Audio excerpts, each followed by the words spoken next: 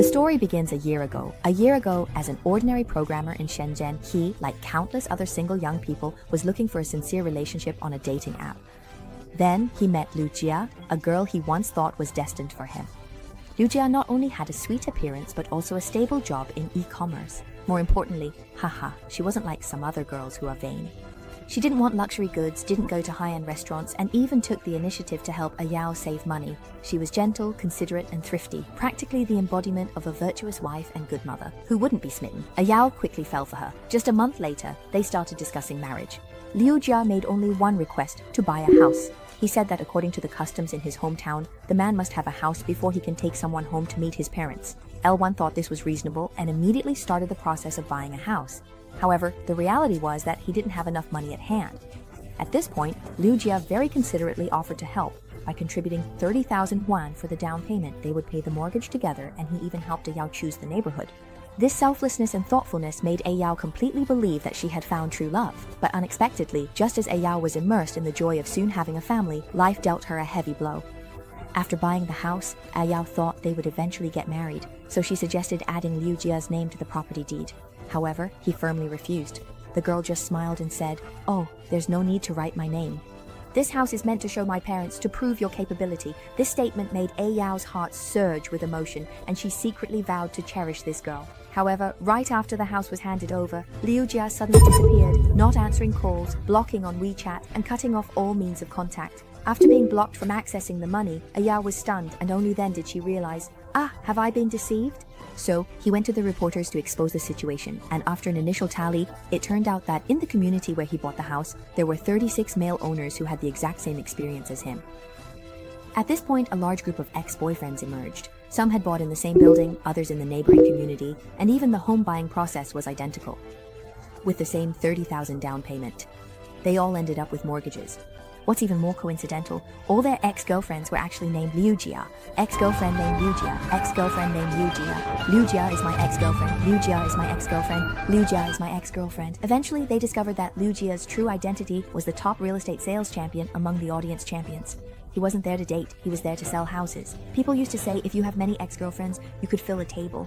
Now, having many ex-boyfriends means living in the same building. This is not an isolated case. In the real estate circle, this kind of scam is called the celestial scheme. The so-called celestial scheme involves real estate sales companies packaging personas of beautiful women and handsome men, using the pretense of dating and marriage to guide single men and women into buying houses. They use sweet talk and gentle care to make the other person feel like they've met their soulmate. Once the relationship is established, they use marriage as a pretext to guide the other person into buying a house. They are more skilled at this process than anyone else. What's even scarier is that they not only earn commissions, but developers also offer rebates as high as hundreds of thousands. At this point, do you understand why Liu Jia was willing to pay a down payment of 30,000 out of her own pocket? It's equivalent to the investment cost of these scammers buying a house. All of it is subsidized by the developers. The ultimate victims not only end up with a mortgage, but also purchase a house in a remote location with an inflated market price. The ex-boyfriends like Ayao bought such houses. The market price of their houses is around 7,000 yuan, but they bought them for 8,300 to 8,600 yuan.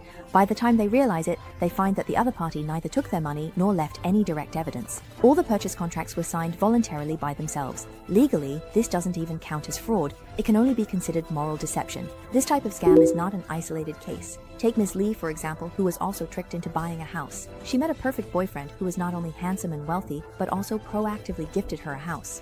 He didn't have to pay the down payment, he didn't have to repay the loan, and the property deed even had his name on it. He was incredibly moved, thinking he had met his true love.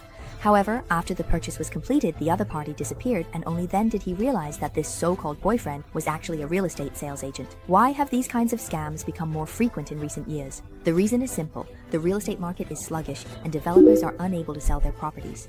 Real estate used to be the most profitable industry, but in recent years, housing prices have fallen, developers are facing tight cash flow, and properties are not selling. If the houses don't sell and the funds can't be recovered, companies will face bankruptcy. As a result, some developers and unscrupulous agents have started to innovate their sales tactics, linking home buying with emotional needs. All of this is the last frenzy of the real estate industry. Who is to blame for this scam? Some say that the people who were deceived were too naive and foolish. In reality, most of these victims are salaried workers nearing their 30s. They long for love and marriage, but find it difficult to find a suitable partner. Under the pressures of reality, The scammers exploit this, precisely targeting their psychological needs, creating the illusion of a perfect partner, and leading them step by step into the trap. The rules of the adult world are like this. What you believe in is your need, and what deceives you is your vulnerability. You haven't been deceived, it's just that the right scam for you hasn't appeared yet. Recently, an anti-fraud promotional image went viral, depicting the impossible triangle for men. A man cannot be simultaneously handsome, wealthy, and deeply devoted. If someone seems to possess all these traits and happens to fall deeply in love with you, it is very likely not love.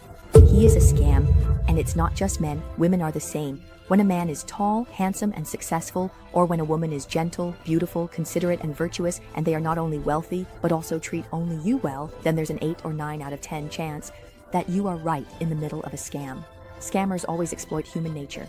A person who wants to make money is most easily deceived into investing, and a person who wants to become beautiful is most easily deceived by cosmetic procedures, and a person longing for love is most easily deceived. The reason why emotional scams are so frightening is not because they are so sophisticated, but because they understand the human heart too well. They know exactly what a person needs most, what they fear most, and then they precisely give you a dream. Unfortunately, after waking up from the dream, reality is often more cruel. Hee Jung once said, "If you suddenly meet someone who seems perfectly compatible with you, you must be cautious." In this world, there is no such thing as naturally compatible love for adults. Besides feeling moved, you also need to be vigilant. All right? Thank you for following.